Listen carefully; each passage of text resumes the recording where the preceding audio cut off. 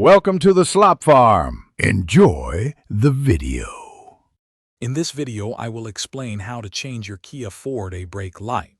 First, gather your tools, such as a Phillips head screwdriver and the correct replacement bulb.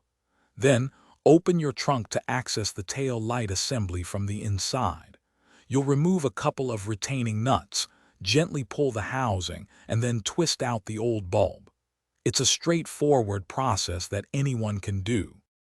To begin, open your trunk and look for the back of the tail light assembly. You'll typically see two retaining nuts or screws that hold it in place. Use your screwdriver or wrench to carefully remove these.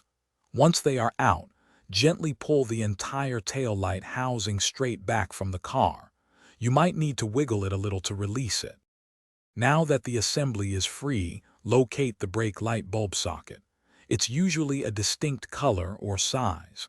Twist the socket about 1/4 of a turn counterclockwise to unlock it, then pull it straight out. The old bulb simply pulls out from the socket. Take your new bulb and push it firmly into the socket until it's fully seated. Avoid touching the glass of the new bulb. With the new bulb in place, reinsert the socket into the tail light assembly and twist it clockwise to lock.